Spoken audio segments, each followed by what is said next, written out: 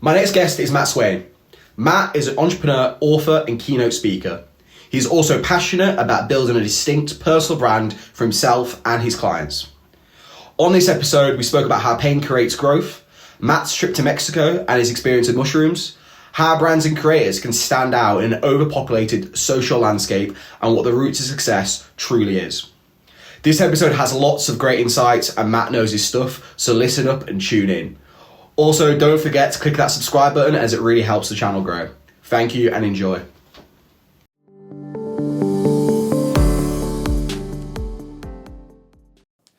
I suppose, we spoke, last year now, it's February, but I know we spoke, obviously, when we first started meeting up and we went to that NatWest business show, but we spoke about your business and about growth, and you post a lot, I see you obviously a lot on LinkedIn, a lot on Instagram.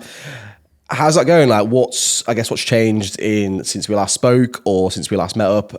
How's the business going? Tell me about it. Yeah, so it feels like a lot of growth right now, which is great. I feel like people always see the kind of growth side of things, the positives, the scaling and these kind of ideas, but they don't see what happened beforehand. And usually what happens before you go through this period of growth is you have to go through this period of pain and change. And, the pain forces you to kind of see reality more clearly. The pain forces you to make some really hard decisions about your life. And, as a result, you change, and then the growth kind of happens as a result of that. So, I often think there's this big society, sees the growth, but they don't see what happened beforehand, which is usually a lot of pain and change. No, that makes a lot of sense. And I guess because I saw your LinkedIn post about how you were really ill. Was it end of 2022, back in 2022, and then you found out you were celiac, and then it kind of took you on a bit of a journey of mindfulness and health, and it's kind of made you see things a little bit differently. I guess maybe could touch upon what journey you went on, how you kind of came to that realization. Yeah, for sure. So November 2022, there was 3 months before then that I was just super tired, super drained, couldn't do anything. And there was a lot of loss in that period. I lost a lot of my business. I lost friendships. I had to move back home with my parents. And so, I was really kind of awakened, right? Something had to change. And, I can remember being sat in my therapist's room, these 4 white walls staring back at you. And he used to say to me, do you want growth? Do you want growth? And I would say yes. And he's like, then you've got to move through this pain. And he would kind of use this phrase, you can't go over it. You can't go under it. You can't go around it. You've got to go through it. And there was this, that was just in my mind constantly. I've got to move through this pain to get to the other side of growth. And I think that if somebody's going through a difficult period, or somebody feels like life isn't going their way, then my message would be that beyond the pain is an amazing kind of growth opportunity for you. There's just no way of escaping it. You can't spend a month traveling Thailand. You can't you can't bury your head in the sand. You've got to face it front on. And I think a lot of people want to, find a way to cover up their pain. And I had to I just sat in those 4 walls of my therapist's room and had to confront it face on. And that was the hardest thing, but it's also been the most rewarding thing. Looking back, that was the key moment which caused all of the change. So yeah. What, off topic, what do you think about therapy? Because I did it for 3 years, literally stopped 6 months ago, 5 months ago. I felt the idea of it was I didn't want to do it. The only reason I did it is because I had friends tell me you need to go speak to someone who's not us. And when I went, and it was over Zoom because it's just COVID. And I was like, I don't want to do it over Zoom. In person's better. And then when the whole lockdown ended and we could have in person, she was like, do you want to come? I was like, absolutely not. I was like, I'm fair over a computer. I like the separation. And this person who I never met in person knew more about my life than probably my own parents, which is insane. But I found it really, it's a weird experience because you kind of think, oh, it's not for me, it's not working. Then you look back 6 months and you're like, whoa, my behavior is really different. I'm more self-aware. I understand how I act in front of other people, why I do certain things. and she's like digging into, like, tell me about your childhood, and that's stuff actually they actually talk about that kind of stuff. It's actually kind of a bit of a stereotype, but it's true.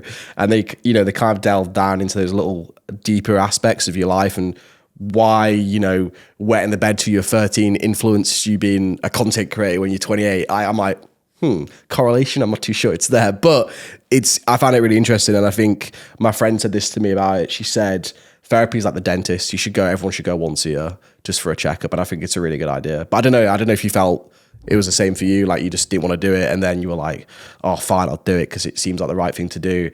And then after you're like, why did I do this 5 years before? I don't know if that's how you felt. But. Yeah, I mean, like for me, a lot of my life was kind of crumbling around me. I was trying to like keep my head above water, and it just made sense to have them, with me going through that period of pain. But like since I've moved, since I've kind of got on the other side, and now we're in this kind of period of growth, it's not needed. And I think that actually you want to get to the point where you don't need it anymore. Yeah. Because you want to become complete in and of yourself. You want to feel like you have, you're able to solve your own problems, that you're able to like, work through your own thoughts. And so, I think that, at times it's needed and really helpful to kind of, move through the pain to kind of get to the growth. And then when you're in the growth stage, you can ride it. Yeah. And, and enjoy it basically. I suppose it's like anything, isn't it? Like if you started taking medication for something and, it's good in the short term, but long term, you don't want to be on it the rest of your life. You want to be able to come off them and have the same level of happiness and contentness as well before. And it's almost learning to live with those feelings. Because it's like, my therapist always said, you need to sit with your feelings. I was like, that sounds terrifying. I don't want to sit in a room quiet. That's why I always struggled to relax on holiday. And I think we spoke about this before, actually, going on holiday actually is the anti-relaxing, especially for me, because it's almost like people expect you to not be doing stuff. And there's that expectation to just do nothing. And I'm like, that makes no sense. How can you do nothing? Because if you're not working, you're probably thinking about work, which is probably arguably just as stressful. So I always struggle, to go on 3 week like sabbatical, wherever, unless it was somewhere like amazing, like Australia, where you don't have to even think about work. But I don't know if you found that when you go away on trips and stuff. I know you went to Mexico, which we can talk about as well. I tend to find like I don't really view it as holidays. I view it more as like travel trips. So when I go away, like I'm there to get to know the culture, try different foods, try different experiences. And so my kind of travel trips are quite active, right? Like I go quad biking, nice. I go into the mountains, I go meet local people, I go travel around the country. I'm very rarely doing the like hotel kind of like experience. That's what I do. I do the hotel experience. See, it's not for me. I like to get, it's like being busy, but in another way. It's using a different side of your mind. It's like you're switching off from the work side and you're, but because I think that a lot of travel, you have to deal with new challenges. You told me this when we were texting or WhatsApp. Yeah, it's like, it made a lot of sense. You got to catch an 8 a.m. bus to, go 3 hours down the to another place, right? And it's like, okay, the bus is cancelled or, whatever. And you just have, they don't speak English. You've got to work out how to get there, how to do things. I just feel like you have to be way more resourceful when traveling. Like we live in a bit of a blanket here in the UK. Definitely. Where like, everything's super easy. Like you turn up, you use your phone, whereas often traveling, you might not have signal, you might not have 4G. They don't speak English. It's a different currency. You can't read any of the signs. And it's just like this whole new challenge that you have to work through. But that means that like when you come back to the UK, suddenly solving a business challenge is way easier because you've built up this resilience to kind of solving problems. That was the word I was going to use, resilience. And resourceful, you were right there about, because if in here, like if I, came to London and I'd lost my phone or, I don't know, I'd been robbed, I could go into any building, any bank, any shop. I'm sure someone would lend me a phone. Someone would probably give me some food, water. If I, had nowhere to stay, I'd probably find somewhere to live. You go to like Australia or in the outback, if you mess up, you could you're dead. Like if you lose if your phone runs out of battery and you're by yourself solo traveling, that's like a big problem because you have like how to get around, maps, how to pay for things, like communication. You lose your phone on backpacking. And my friends, it's happened to a couple of my friends actually, they lost their wallet like 3 times over 3 months, or I think the 3rd time I was like, you deserve to lose it at this point. And they kept losing the phone, and I just didn't understand. But in their mind, it was just, they were easy breezy, it's fine, it's holiday.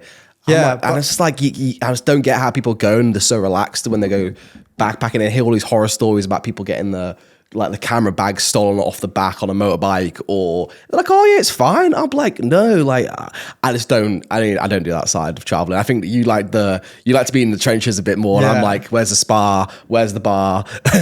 Where's the gym? Yeah, but like as I said, like when you lose those things, like you're confronted with challenge, and that's like a really good thing. And it's almost like going back to this pain, going through painful moments. Like if you can go through those painful moments, it makes you stronger on the other side. And it's why, like, a lot of people have these really hard decisions in front of them that they're not making. They've got, they've got to make some changes, but they're reluctant to. And that's why, they can't get to the growth on the other side. And it's like beyond that pain, the uncertainty, the risk, the challenge is this amazing place of pushing yourself, of reaching your potential, of, being stronger as a person, feeling more complete in and of yourself. And it's about like, how do you see the challenge and the problem, the hard decision, and move through it instead of resisting it and being like, I want to run the other way back to the safety of what I know. And it's trying to push further and further into the unknown ahead, that untrodden path. And I think that a lot of like business, a lot of life comes down to being prepared to, go out there and push past those, limitations that we put on ourselves. No, it makes a lot of sense. But I do agree with your point about how, traveling and the resources you need to be able to, go away for a week or two somewhere completely different by yourself. Like you have so many different problem solving like attributes in that one trip, you know what I mean? So it does make a lot of sense. What was the most enlightening trip you've been on recently? Sure. I mean, I'm really, really lucky that I've been to a lot of places in the last few years. And it's a bit of a focus for me to like, get out there and go to these places, which like not a lot of people go to.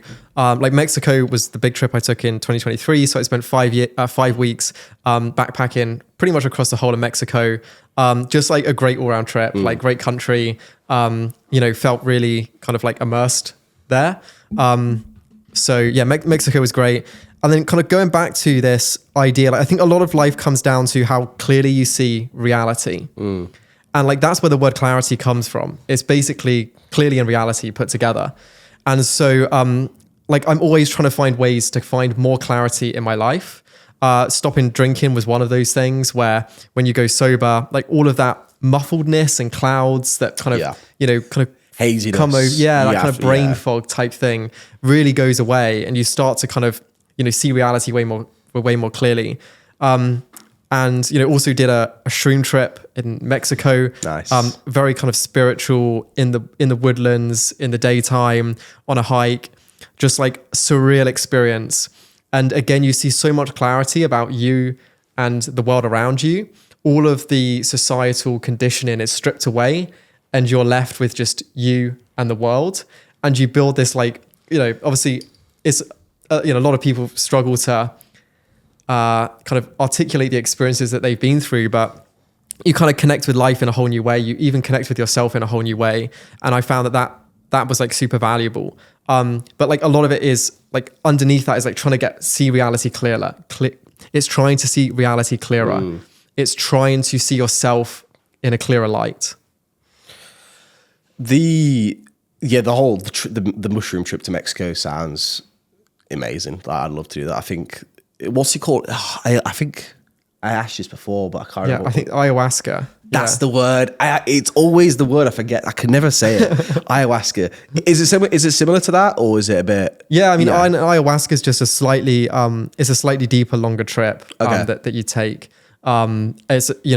It's a more experienced level kind of thing. Makes sense. But yeah, I mean, would definitely, just like a crazy experience, like hard to fully comprehend. And I feel like that trip, even though it was like 6 months ago, has stayed with me today. And, I can almost feel it in my body, like the impact that it had And I do think that everything I see now is slightly different because it's through this perspective that I gained, this new perspective of this clearer view of reality that I got back then.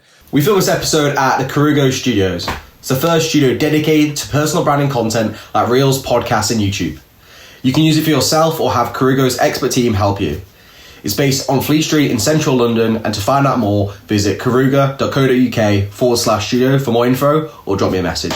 And I guess as well, like you said, just being sober, that will make a massive difference. I'm not an alcoholic or anything, but I do like a drink. And I think when I don't, say I have a beer or something for a week or two, my body just thanks me for it. My skin feels better, my sleep better, just a nicer person. And I think we've all been for those stumps at university or, on holidays where it's back-to-back drinking 7 days a week.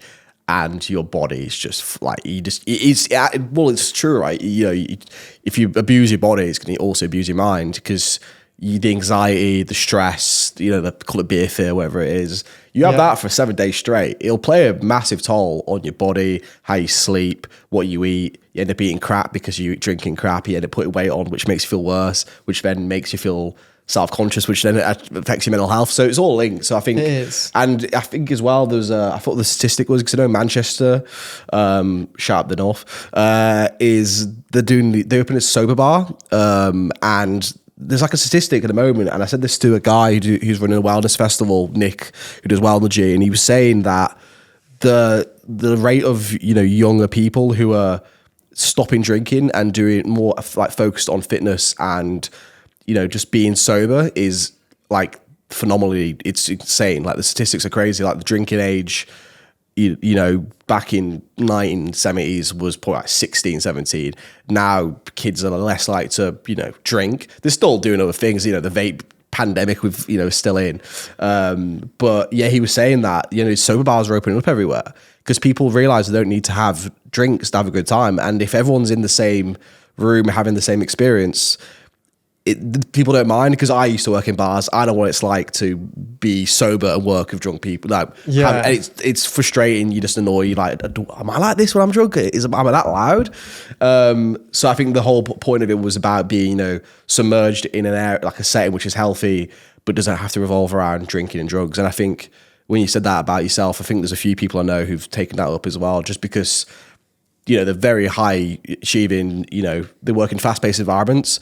So that 1% they need, they can't afford to be hungover twice a month because it just won't allow it in their time scale. And I'm sure you'll probably find your productivities through the roof since you've probably stopped drinking and stuff. Yeah, I mean, I have a controversial view around so I don't believe that you can have as much fun not drinking. Yeah, I agree. Drink makes the experience fun. It does, yeah. The thing that happens when you stop drinking is not really even like the clarity that you get, or it's not the health benefits. It's not your body feeling better. It's the fact that when you stop drinking, you stop also going to bars, and then you're forced to spend your time, and find different interests, more aligned interests. Gym, the gym. Like I play tennis every Saturday morning now, and that's like my favorite thing to do at the weekends. Like never would I be seen, in a bar at the weekend. That's just not of interest to me at all. And so like the stopping drinking also stops you from, kind of, you have to make different decisions around where you spend your time, who you spend your time with. And that then pushes you on this path of growth.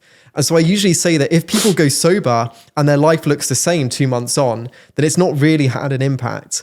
Going sober, making that hard decision, going through the pain should mean that your life changes. It should mean that your life looks different. And that's really the sign of things working.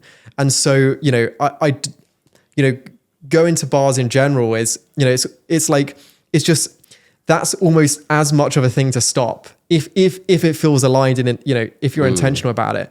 And that's certainly like what I found. So this idea of dry January doesn't really work because people go back to the same patterns that they went.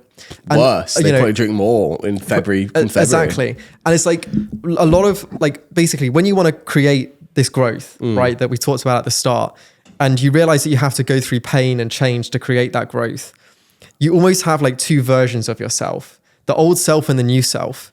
And a lot of it's around how do you continue to make decisions and actions and behavior choices that align to the new self, the higher value, healthier, more intentional, happier version of you? And how do you move further away from the old self, which is, less healthy, less intentional, less valuable, etc. And, that's like an internal battle that a lot of people will go through. And, they'll find themselves going back to the old ways, the old patterns of thinking. And going on this journey of growth requires you to say no to the old self and the people that the old self was around, the environments the old self was in, the decisions that the old self made, and move further to the new self. And that's how you create the change. It's not just a case of 1 month, everything in your life will change. It's a case of how do you continue to move closer to the new version of you? Yeah, there's it's difficult, isn't it? Because we all try and do things that we think are good for ourselves. So, that's maybe a lie. But this is where the clarity comes in, Yeah. right? Because it's very easy to trick yourself into like thinking this is good. Yeah. And when you get the clarity, when you see reality clearly, you go, maybe I don't want to do this. Maybe I don't want to do that. And that clarity creates intention, and that intention drives your actions. And suddenly you create a much more aligned version of yourself. And so, I say no a lot because I'm saying, compared to before, because I'm way more intentional. And I know that that's not how I want to spend my time, my energy, etc. Yeah.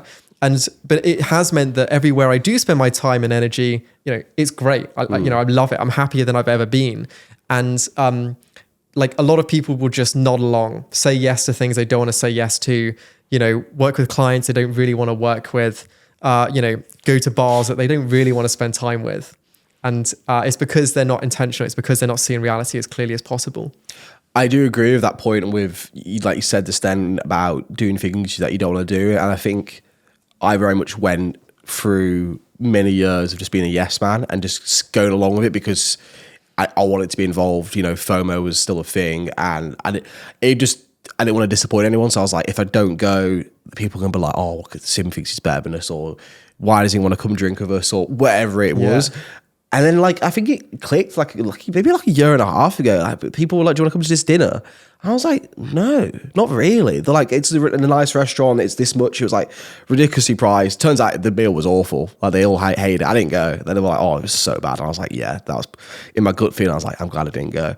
But I was after my friend was like, why not? And I was like, I just didn't think I was going to have a good time. And I didn't care that they'd be annoyed that I'd say, because before, but then the idea of saying, no, I'm not going to come would be like, no, you can't say that. That's really rude. But when now people say stuff to me or ask me, invite me to stuff, or, wherever it was, I missed my brother's birthday a couple of weeks ago because I was in London podcasting. And my friends were like, you missed your brother's birthday. It's our third year in a row because I've been podcasting. And I was like, yeah, but there's two choices, right? I can either go to my brother's birthday, have a great time, drink all weekend with 15 mates in the Lake District in a nice house, which it looked great. I am good. I missed it. This is a really bad example, by the way. And yeah, he went to go to this great weekend, spend money, come back hungover on Sunday, ready to do it all over again on Monday. Or I come to London, which I'd already booked, do the 2 episodes I need to do, see my friends, probably not drink half as much, go home and be fresh on Monday. And it's like quote Chris Williamson says I'm on the wisdom all the time. It's like, choose your regrets. And I'm like, what's my regret going to be if I don't go to this weekend? It's going to be the fact I know I've missed out on 2 great episodes, which could potentially put my podcast further down the road, or go to my brother's weekend and see my friends who I see all the time. And realistically, if I wasn't there, they're probably not going to notice that much. And I said that to my friends, and my friends were like, why do you have to think about everything so logically? I was like, no, but like, there's the choices, right? You make a choice based on what you think is value to you. 5 years ago, I'd have definitely chosen a weekend of booze with my mates over potentially working, because this is actually work. But now my excitement's like doing this. Like, I'm like buzzing. I don't mind the 4-hour drive. I don't mind spending an hour setting stuff up because it's fun. But that's because now I do things that I actually enjoy, and not because do things that people expect me to enjoy, if that makes sense. For sure. And I'm sure you've had the same thing now where like people invite you to stuff, you're like, well, I don't drink, so why would I come to a bar? Like, why would I spend £100 in Soho? Like, why would I do that? I want to go tennis on Saturday morning. But also, I used to work in I had the kind of followed the typical path, right? The big fancy corporate job, the nice car, safety and security in the finance industry. And throughout a lot of my kind of time back then in that career, I was trying to please everybody else around me, right? Like trying to please my parents, trying to please, almost like teachers at school, trying to please everybody except me and what I wanted to do. And I came to this realization that I was going to have to let everybody else's dreams for me crumble in order for me to pursue my own. And I think that a lot of us are living these lives and trying to please everybody else. And the person that they're not pleasing is themselves. And now it's really weird because, it sounds kind of selfish, but, I try and please myself.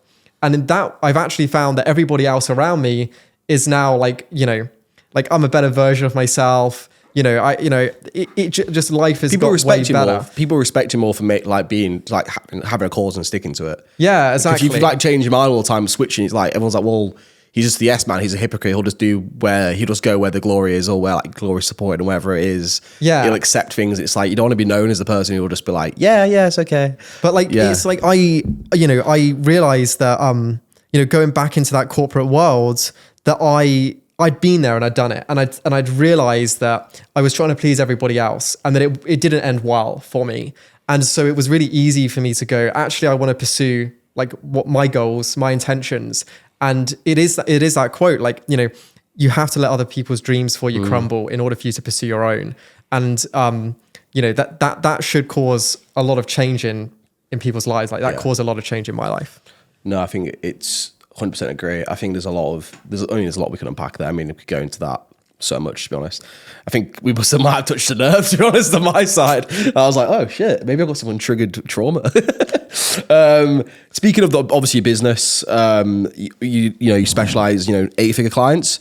And I guess for me, like, I'm curious as to what it takes to sign an 8-figure client. What would you, what do you do for them? What is there any, I don't want to say downsides, but like, what's the teething areas where, it's like, what's the right way to ask? What's the right way to get in there? Like, there's obviously, you've got some trade secrets, which you have to obviously tell us, but is there anything, you do that what people aren't doing, I guess? And like, what's your USP, I suppose? Yeah. So just for a bit of context, like we run a personal branding agency. So we help build 8-figure kind of entrepreneurs, founders, CEOs, brands online. And really, we found this niche and in the marketplace that like nobody was really appealing to these 8-figure founders. And we'd signed a couple and we were like, wow, they seem to really like working with us. It's going really well. They're our highest performing clients. They're our, longest serving clients as well. Let's focus in on that. And so it wasn't like I had this idea, like I want to sign 8-figure founders. It very much was like a natural process of seeing what clients, liked us, seeing what clients worked best with us. And now we specialize in, 8-figure founders and CEOs. But the real reason how we're able to sign them is through brand. And it's this huge belief that I have that like you attract what you put out there. And if you're putting like jokey, meme, kind of like funny stuff out there, you will attract a very different audience compared to if you talk about like serious business problems that people are experiencing. If you have a really strong visual identity, and a visual side of your brand, if you're positioned in the marketplace in a way which really speaks to that ICP, really speaks to that person that you're trying to sign. And that's what we do now. We go, well, what do 8-figure founders want to see? And how do we use their words? How do we use, talk about the problems that they might be experiencing? How do we talk about things that they care about? So like this whole like health angle, you'll see a lot of 8-figure founders, they care a lot about their health. Yeah.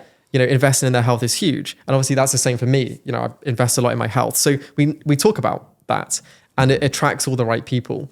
And so I think a lot of people are out there on socials in business and they don't know who they're trying to attract really.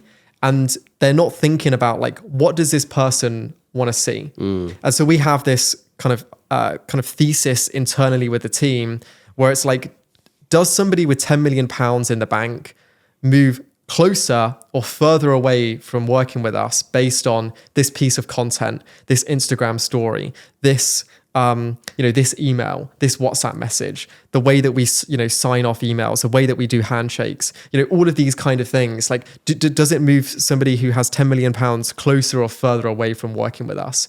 And if it's further away, then we obviously don't do it. We always want to be posting things and creating content and building a brand that drives towards that outcome.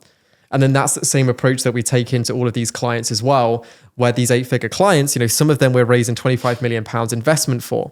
And so it's like, well, what does somebody who has £25 million to invest, what do they want to see? And making sure that we're creating content, that we're creating a brand that drives those outcomes and that's aligned to those, aligned to the people that they're trying to attract.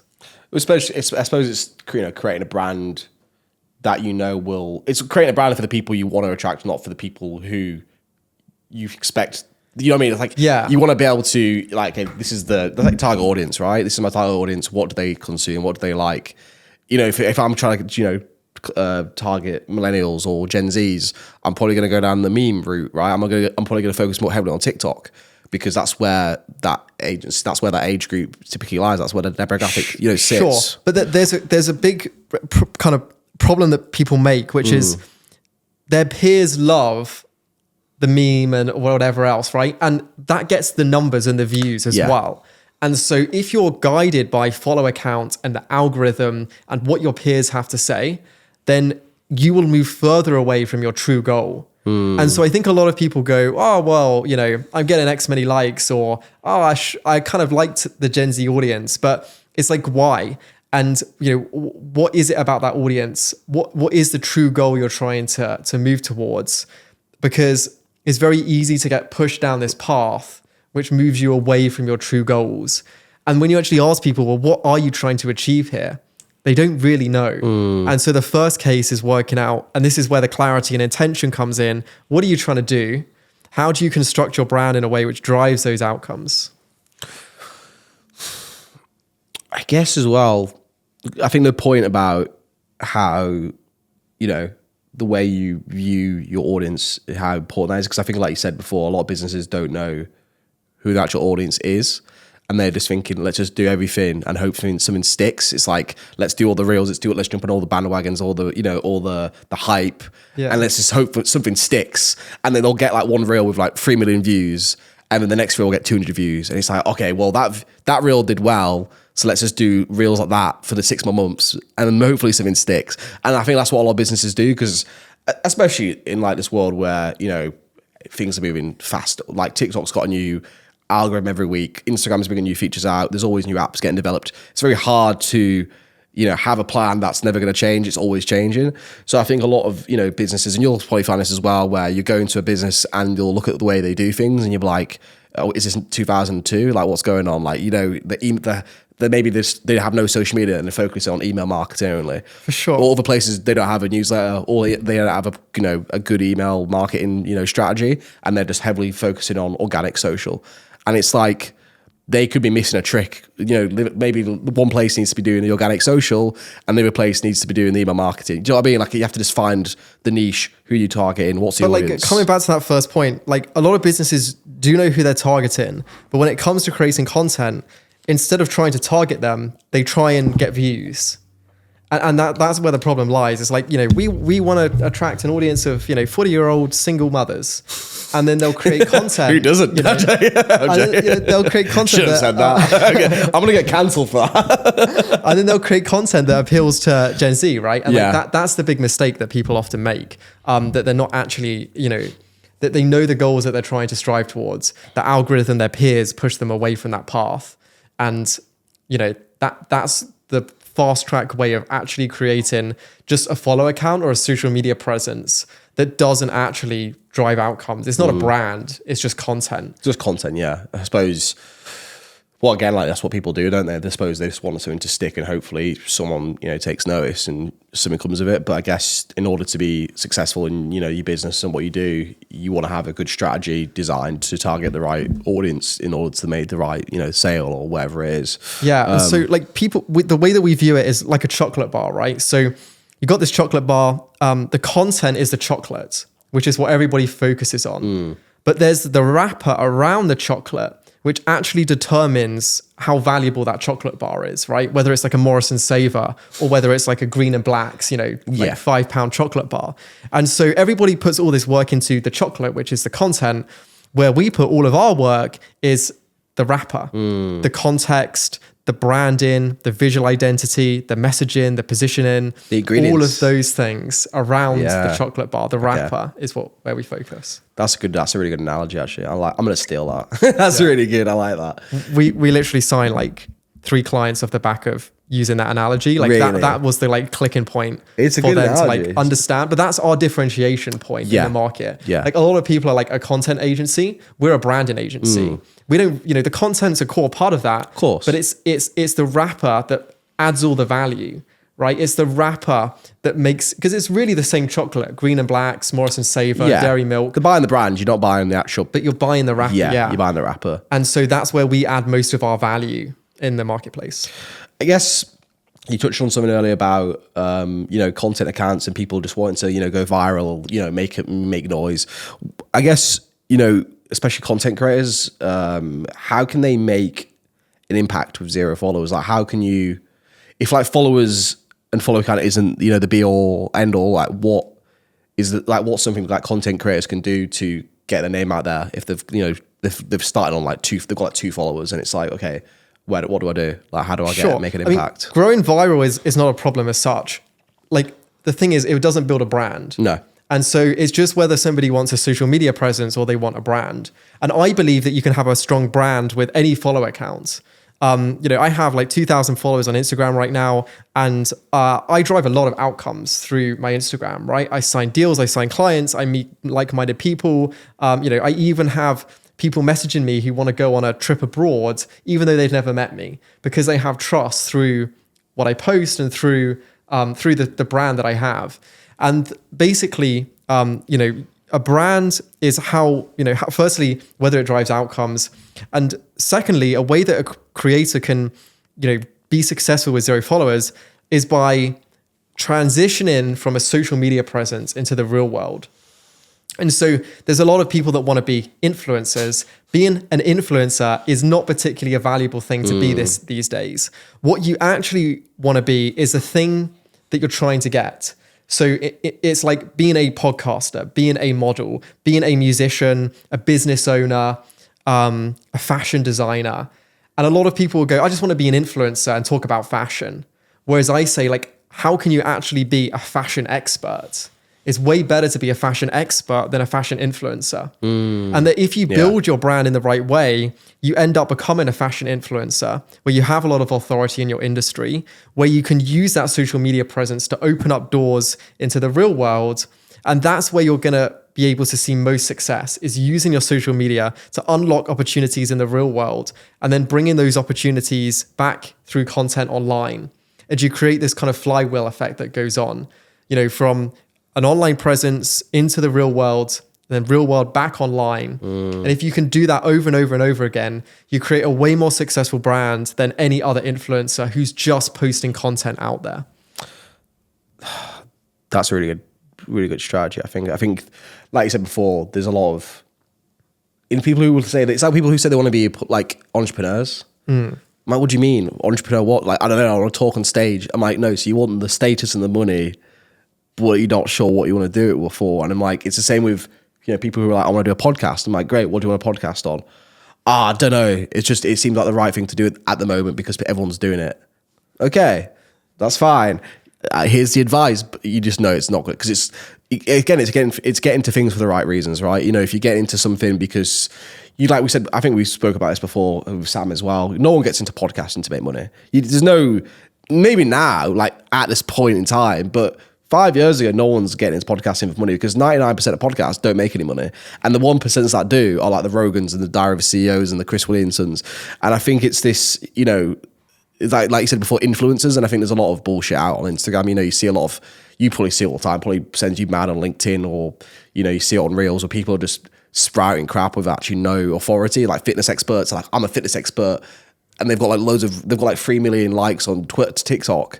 And they've got loads of like videos, but they have no training, no qualifications, just people, they've got viral. So now they're giving out free advice. But like, so you'll see like people are like, oh, I want to get to 10K on TikTok, or like, I want to hit a certain follower count. And you actually dig into it and you're like, why? And you go down enough times and usually it's to get something in the real world. And it's like, actually, you don't need the follower count to get things in the real world. there are so many other skills that are needed to be successful in the real world. That follower count is just one of those things, right? Of course. And so, when I see people like wanting to hit some random milestone, I find it weird. And the thing is that you'll even see people that don't want to hit, that will say that they don't care about the followers, etc. But as soon as they do, they'll screenshot it and put it on their Instagram story. And it basically just shows like they do care some amount about the followers. Whereas what we care about is, are we posting consistently? Because we know that a brand is successful over the long term. It's not, it's not in how many followers you can get in a month. It's, can you post for the next 5 years?